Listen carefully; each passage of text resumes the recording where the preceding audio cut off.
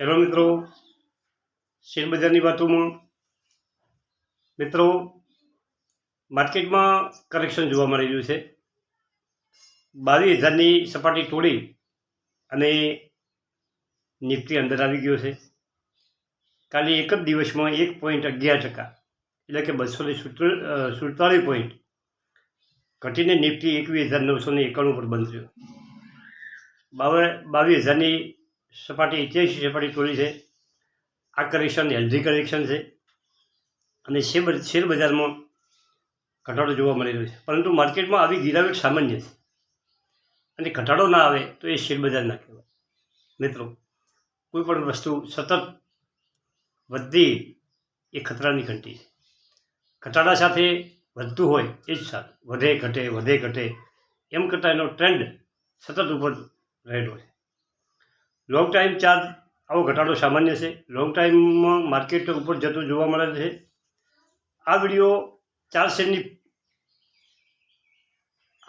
4-5 શેરની આપણે વાત કરવી છે। નાની કંપનીઓ છે અને દરેક કંપની એક માઇક્રો કેપ અને સ્મોલ કેપ કંપનીઓ છે મિત્રો, અને બધી કંપનીઓ જેના ઓલ ટાઈમ હાઈથી 25% 30% નીચે ચાલી રહી છે અને બધામાં ઘટાડો આવેલો છે।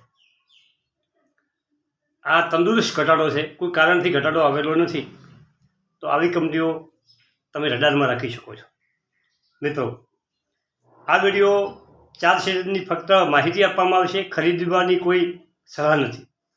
જો તમે રિસ્ક લેવા માગતા હો તો આવા શેરો ઉપર ધ્યાન આપો, અને તમારે જો રિસ્ક ન લેવું હોય તો તમારે આવા શેરો ઉપર ધ્યાન આપવાની જરૂર નથી। મિત્રો, ચૂંટણીનો વર્ષ છે, માર્કેટમાં જુદા જુદા સમાચારો આવશે, માર્કેટ ઊંચા નીચું થતું રહેશે, પરંતુ ચૂંટણી પછી માર્કેટ તેની સાચી દિશામાં આગળ વધશે। ઇન્ડિયાનો વિકાસનો ઝડપી ગ્રોથ થઈ રહેલો છે મિત્રો। ઇન્ડિયા માર્કેટ બુલિશ છે। ફોરેનવાળાનું એવું માનવું છે ઇન્ડિયાના વિકાસની તેજીથી થઈ રહ્યો છે। ઇન્ડિયા માર્કેટમાં ફ્યુચરમાં સારામાં સારો ગ્રોથ આવી પૂરેપૂરી સંભાવના છે। આ બધા શબ્દો વિદેશવાળાના છે મિત્રો। FICની વેચવાલીને કારણે બજાર ઘટ્યું છે, 2-3 દાડાથી સતત વેચવાલી છે। મિડ કેપ અને સ્મોલ કેપમાં પૈસા બનશે એ 1000% વાત છે, પરંતુ ધીરજ રાખવી પડશે, અને વધારે ઘટશે અને હજુ પણ ઘટે એ જ સારું છે। જેમ કે આપણે જે નાના ઇન્વેસ્ટરોને છે, જે આપણે તક નહીં મળી, અમુક લોકો રહી ગયા છે લેયા વગર, એમને ઘટાડામાં જ જગ્યા મળે, જે એમના ટાર્ગેટ હોય એ એમને પૂરા કરવા જોઈએ। મિત્રો, એવો એક રિપોર્ટ બજારમાં છે કે ચાલુ સરકાર ઇલેક્શનમાં આવે તો બજાર, જો ચાલુ સરકાર ઇલેક્શનમાં નહીં આવે તો બજાર 25%નો ઘટાડો થઈ શકે। આવો એક રિપોર્ટ બજારમાં ચાલે છે, અને માર્કેટના જાણકારોનું કહેવું છે કે જો આ સરકાર બનશે તો માર્કેટ ઓનાથી પણ ઉપર જવાનો પૂરેપૂરો સંભવ છે। કોઈ એવું નથી કહેતું કે આ સરકાર આવશે અને બજાર ઘટશે।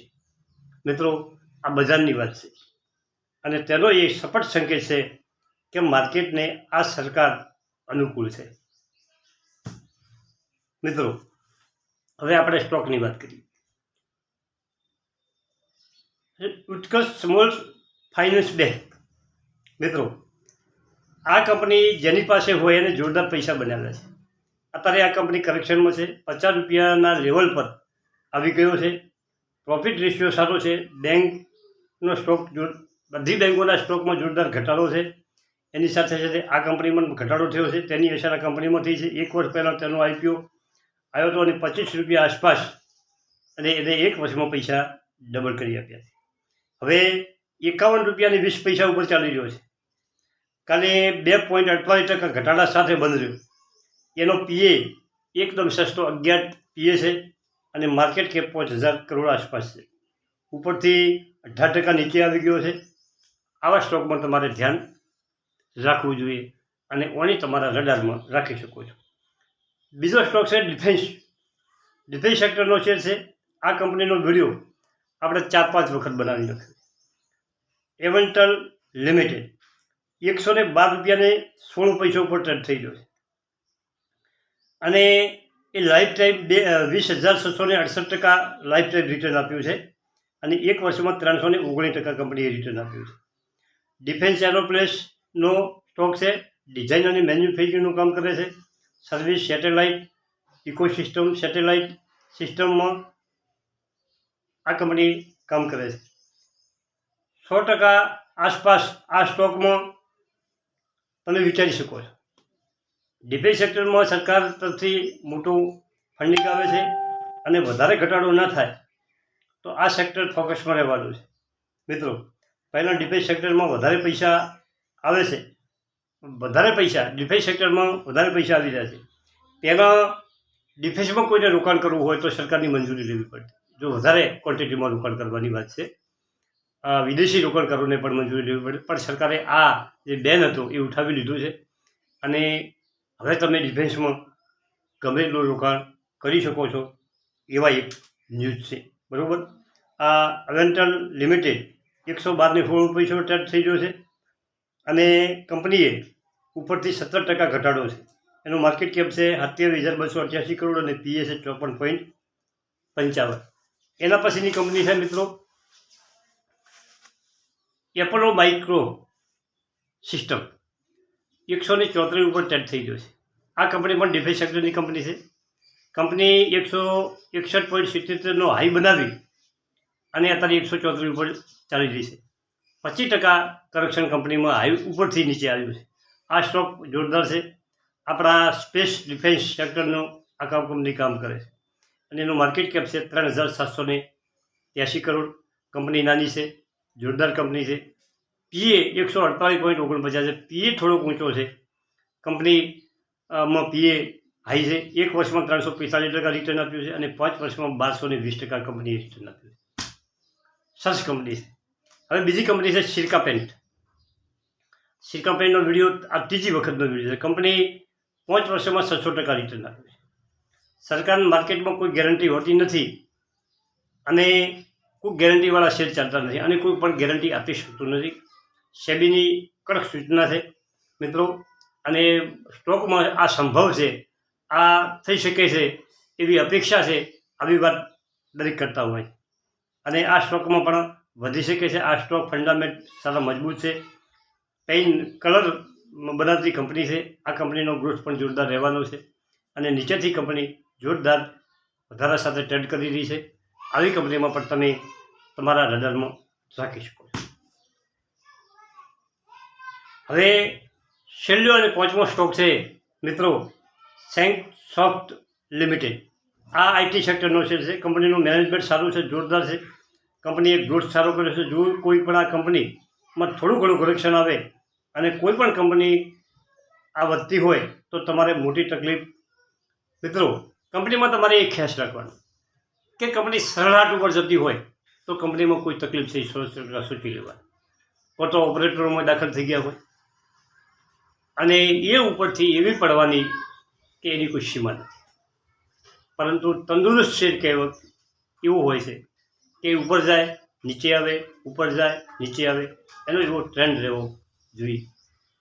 લોકો સારા લોકો દાખલ અમુક થતા હોય છે અને અમુક લોકો 20-25% જો એમને પ્રોફિટ મળે તો કરેક્શન કરતા એનો પ્રોફિટ બુકિંગ કરતા હોય છે અને કરેક્શન આવે છે. ઘણા શેરોમાં જોયું છે. બરાબર. એટલે આવી કંપનીઓ તમે રડારમાં રાખી શકો છો. ઉપરથી 30%નો ઘટાડો આ કંપનીમાં થયેલો છે. એક વર્ષમાં 86% રિટર્ન આપ્યું છે અને 5 વર્ષમાં 861% રિટર્ન આ કંપનીએ આપ્યું છે. મિત્રો, દમદાર કંપનીઓ પહોંચે તમારી આ કંપનીઓ તમારા લિસ્ટમાં તમે સમાવેશ કરી શકો છો અને બજાર કરેક્શનમાં હોય તો આપણે કોઈ સ્ટોક ક્યાંય ગોતવા જવો ન પડે અને આપણા હાથ વગા સ્ટોક હોય, આપણા રડારમાં સ્ટોક હોય તો આપણને ખ્યાલ આવે. આપણે અભ્યાસ કરી કમ્પ્લીટ એના ફંડામેન્ટ ચેક કરી એનો ચાર્ટ જોઈ બધો અભ્યાસ કરીને કંપનીઓ રાખવાની. અને બીજી વાત મિત્રો, તમારે જે રોકાણ કરવું છે એમાં તમે બધું રોકાણ મત કરો. તમારા ઉપર 10% પૈસા હાથ ઉપર રાખો.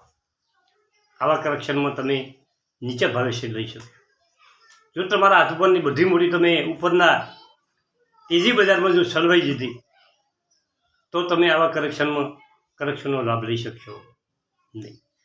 પછી કરેક્શન આવ્યા પછી જે ઊંચે લીધેલા શેર તમે વેચી શકશો નહીં, નવા શેર તમે લઈ શકશો નહીં. તો શેર બજારનો એવો એક નિયમ છે કે જો તમારા પાસે 2 લાખનું રોકાણ કરવું હોય તો 1.5 લાખ રૂપિયા તમારે રોકવા જોઈએ અને 50,000 રૂપિયા તમારે હાથ ઉપર રાખવા જોઈએ. ગમે ત્યાં તમે રોકી શકો. અથવા તો કોઈ પણ શેર ઉપર બજાર ચાલતું હોય અને તમે 20-25% જો તમને પ્રોફિટ મળતું હોય તો એવા સ્ટોકમાં પ્રોફિટ બુકિંગ કરી અને પૈસા હાથ ઉપર તમે રાખી શકો છો. Thank you. આભાર.